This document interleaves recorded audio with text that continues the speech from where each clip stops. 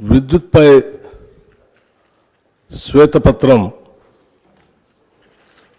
రాష్ట్ర ప్రభుత్వం నుంచి ఈరోజు సభలో అందరికి ఇవ్వాలన్నటువంటి ఆలోచనతోనే ఈ షార్ట్ డిస్కషన్ ఈరోజు తీసుకోవటం జరిగింది అధ్యక్ష. రాష్ట్రానికి సంబంధించినంతవరకు అన్ని రంగాలు ఏ రంగం అభివృద్ధి చెందాలన్నా అవసరమైనటువంటి విద్యుత్ పైన, విద్యుత్ ఉత్పత్తి పైన, ఆ విద్యుత్తులో ఉన్నటువంటి ఇబ్బందులపైన, వాటన్నిటిపైన కూడా ఈ సభకి అలాగే ఈ రాష్ట్ర ప్రజలకు కూడా వాస్తవ పరిస్థితులు తెలియాలనేటువంటి ఆలోచనతోనే ఈ శ్వేతపత్రాన్ని ఈరోజు ప్రవేశపెడతా ఉన్నాం అధ్యక్ష. రాష్ట్ర ఆర్థిక పురోగతిలో, రాష్ట్ర అభివృద్ధిలో విద్యుత్ రంగం కీలక పాత్ర పోషిస్తుంది అధ్యక్ష. పరిశ్రమల అభివృద్ధికి, వ్యవసాయ రంగ పురోగతికి, సేవారంగం అభివృద్ధికి నమ్మకమైనటువంటి విద్యుత్ సరఫరాయే వెన్నెముక అధ్యక్ష. వైద్య రంగంలోని అత్యవసర సేవలకైనా, రవాణా మరియు సమాచార రంగాల మనుగడకైనా నాణ్యమైన విద్యుత్ సరఫరా చాలా ముఖ్యం అధ్యక్ష. రాష్ట్రంలోని ప్రజల నాణ్యమైన జీవన శైలిని సూచించేది కూడా విద్యుత్ అధ్యక్ష. మొత్తంగా చూస్తే ఆర్థిక పరంగా, నిర్వహణ పరంగా విద్యుత్ రంగం పరిపుష్టంగా ఉండటం రాష్ట్ర మనుగడకి చాలా అవసరం అధ్యక్ష. తెలంగాణ రాష్ట్రం ఏర్పడే నాటికి టీఎస్ జెన్కోలో స్థాపిత విద్యుత్ ఉత్పత్తి సామర్థ్యం 4365.26 మెగావాట్లు అధ్యక్ష.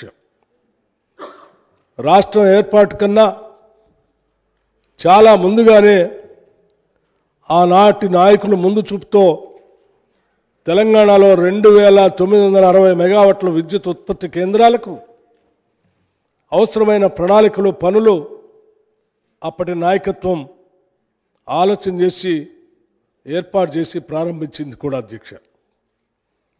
రాష్ట్రం ఏర్పడిన తర్వాత ఉత్పత్తి ప్రారంభించిన ఈ కొత్త విద్యుత్ ఉత్పత్తి కేంద్రాలే తర్వాత కాలంలో తెలంగాణలో నాణ్యమైన విద్యుత్తును అందించడంలో కీలక పాత్ర పోషించాయి. ముఖ్యంగా రాష్ట్ర పునర్వ్యవస్థీకరణ చట్టం రూపకల్పన సమయంలోనే తెలంగాణ విద్యుత్ అవసరాలను దృష్టిలో పెట్టుకొని ఇక్కడ స్థాపిత విద్యుత్ ఉత్పత్తి సామర్థ్యానికి అదనంగా 1800 మెగావాట్లు విద్యుత్ వచ్చే విధంగా కూడా అప్పటి నాయకత్వం, యూపీఏ ప్రభుత్వం శ్రీమతి సోనియా గాంధీ గారి నాయకత్వంలో ప్రత్యేక నిబంధనలు చట్టంలో రూపొందించడం జరిగింది అధ్యక్ష.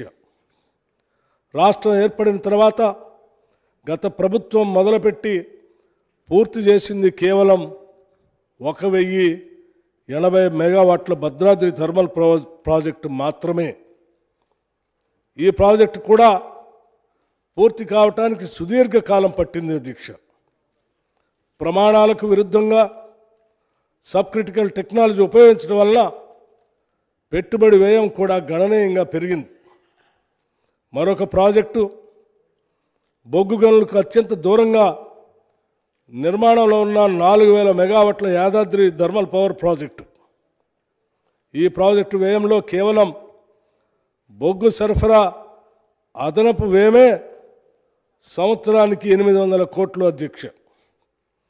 ప్రాజెక్టు జీవితకాలం 30 ఏళ్ళు అనుకుంటే ఈ వ్యయం మరింత భారీగా ఉండబోతా ఉంది అధ్యక్ష. ప్రస్తుతం రాష్ట్ర విద్యుత్ రంగ పరిస్థితి చాలా ఆందోళనకర పరిస్థితిలో ఉన్నది అధ్యక్ష. డిస్కమ్లు ఇప్పటిదాకా మూటగట్టుకున్న నష్టాల మొత్తం విలువ 62,461 కోట్లు అధ్యక్ష.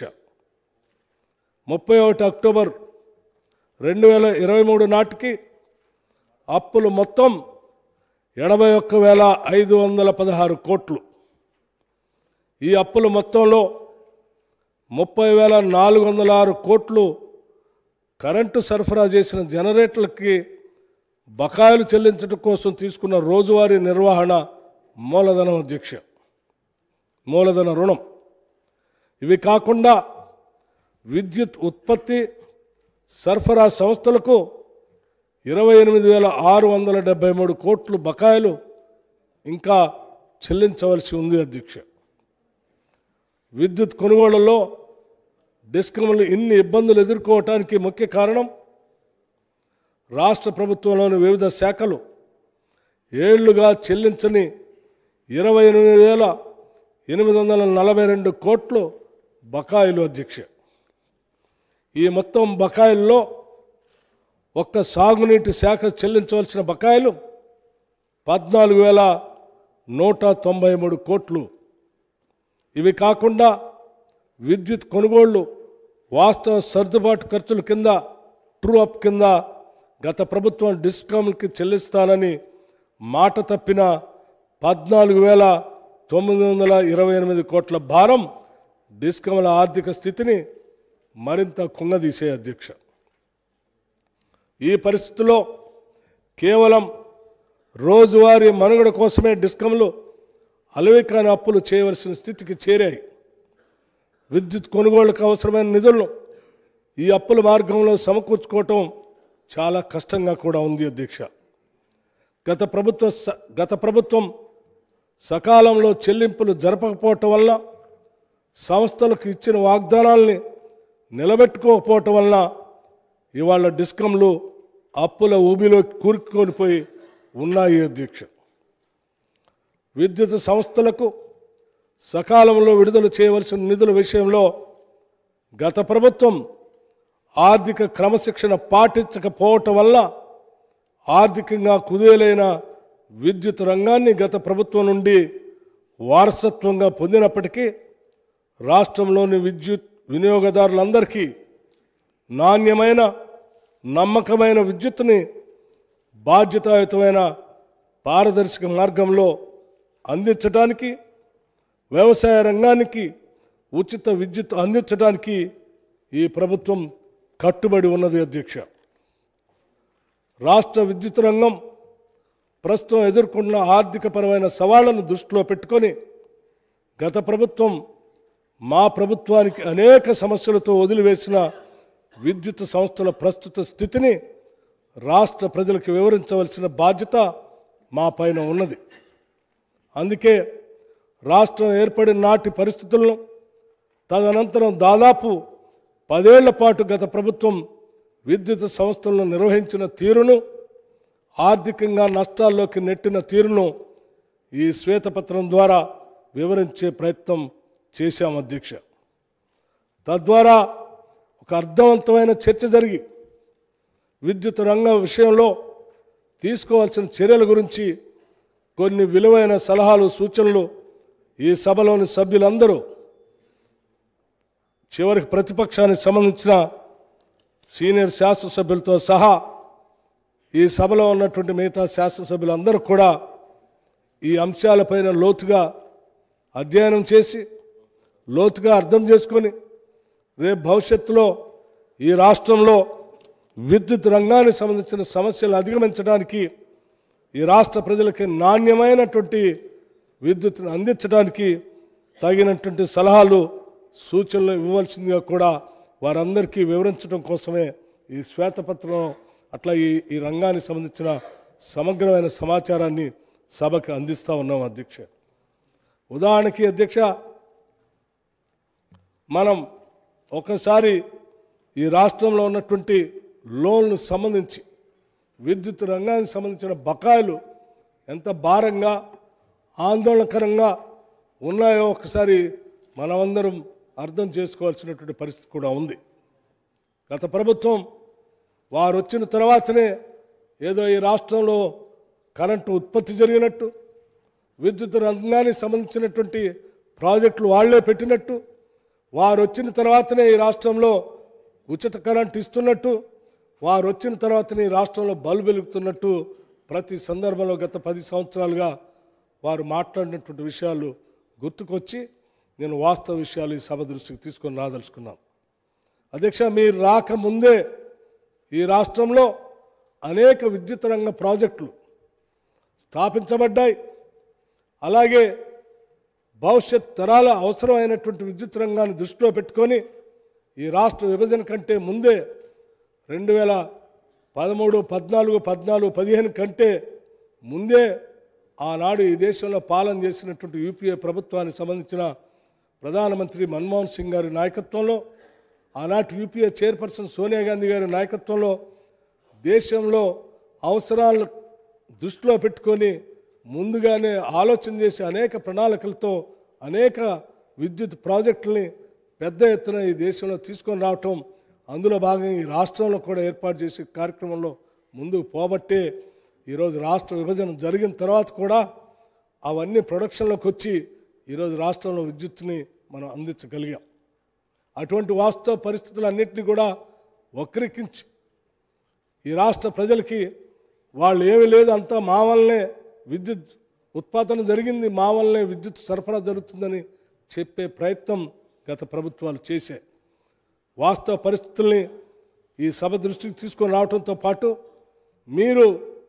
మీరు అధికారంలోకి వచ్చే నాటికి ఉన్నటువంటి ప్రాజెక్టులు, అప్పటికే ప్రణాళికాబద్ధంగా ప్రాసెస్లో ఉన్నటువంటి ప్రాజెక్టులు, ఆ తర్వాత మీరు వచ్చిన తర్వాత మొదలుపెట్టినటువంటి ప్రాజెక్టులు, వాటికి సంబంధించిన ప్రొడక్షన్లోకి వచ్చిన ప్రాజెక్టులు సమగ్రమైన సమాచారాన్ని కూడా ఈ శ్వేతపత్రంలో మేము స్పష్టంగా వివరించాం.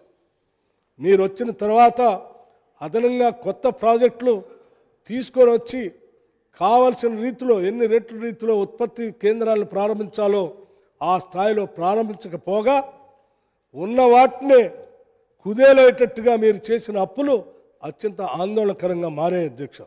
ఉదాహరణకి డిస్కమ్స్ సంబంధించి ఇవాళ లోన్లు ఒకసారి 2014లో కేవలం 10,783 కోట్లు ఉంటే 2023 అక్టోబర్ నాటికల్లా అది 39,457 కోట్లకి డిస్కమ్లలో అప్పుల బారిన పడేటట్టుగా చేశారు అధ్యక్ష.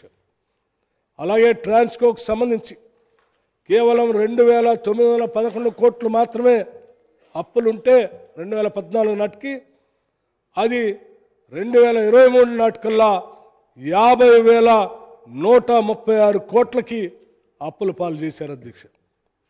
అట్లాగే జెన్కోకు సంబంధించి 2014 కల్లా కేవలం 7,662 కోట్లు మాత్రమే అప్పుగా ఉంటే 2023 కల్లా కేవలం 10 ఏళ్లలో 31,923 కోట్లకి అప్పుల పాలు చేశారు అధ్యక్ష. మొత్తంగా ఈ విద్యుత్ రంగ సంస్థలకు సంబంధించి 81,516 కోట్లకి అప్పుల పాలు చేసినటువంటి దుస్థితి ఈరోజు రాష్ట్రంలో మన స్పష్టంగా అర్థమవుతోంది. ఇవి కాకుండా ఇంకా డిస్కమ్స్కి సంబంధించి రాష్ట్ర ప్రభుత్వం ద్వారా ఉన్నటువంటి డ్యూస్ అధ్యక్ష, రాష్ట్ర ప్రభుత్వం ద్వారా డిస్కమ్ చెల్లించాల్సింది అదనంగా ఇంకొక 28,673 కోట్లకి విలువైనటువంటి డబ్బులు మీరు చెల్లించాల్సినటువంటి అవసరం ఉంది అధ్యక్ష. అలాగే అధ్యక్ష, మీ పాలన సక్రమంగా లేకపోవటం వల్ల, ప్రణాళికాబద్ధంగా లేకపోబట్టి, మీరు సరైనటువంటి దూరదృష్టి లేకపోవటం వల్ల డిస్కమ్లో డెఫిసిట్ కూడా చాలా లోతులోకి వెళ్ళిపోయింది అధ్యక్ష. ఉదాహరణకి అగ్రికల్చర్ సబ్సిడీ గ్యాప్ వచ్చేసి ఒక్కసారి ఆలోచన చేస్తే 18,725 కోట్ల రూపాయలు ఇవాళ డిస్కమ్కి డెఫిసిట్లో ఉంది అధ్యక్ష. అట్లాగే గవర్నమెంట్ డ్యూస్ డిస్కమ్కి ఇవ్వాల్సినటువంటిది 28,843 కోట్ల అధ్యక్ష. అట్లా ట్రూ అప్ మీన్స్ 14,928 కోట్ల అధ్యక్ష. మొత్తంగా ఈ డిస్కమ్లు ఈరోజు డెఫిసిట్లో 62,496 కోట్లు ఇవాళ డిస్కమ్లో డెఫిసిట్లో ఉన్నాయి అధ్యక్ష. ఇంత ఆందోళనకరమైనటువంటి పరిస్థితిలో ఉన్నటువంటి విద్యుత్ రంగం సంబంధించిన సమాచారం శ్వేతపత్రం ద్వారా, ఇంకా సమగ్రమైనటువంటి సమాచారం శ్వేతపత్రం ద్వారా మీ అందరి ముందు ఉంచడం జరిగింది అధ్యక్ష.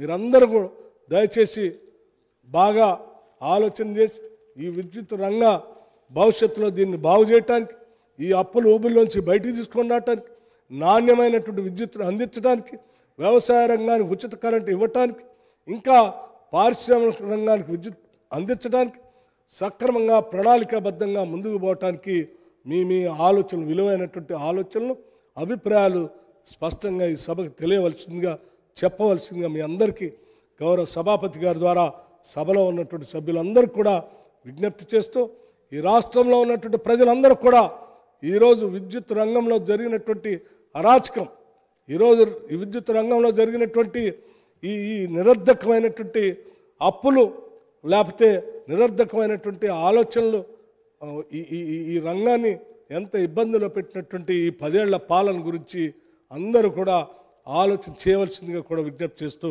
నేను చర్చను మొదలుపెట్టవలసిందిగా కోరుతూ ముగిస్తూ ఉన్నాను అధ్యక్షుడు. Thank you. Shri G Jagadishwar Reddy గారు.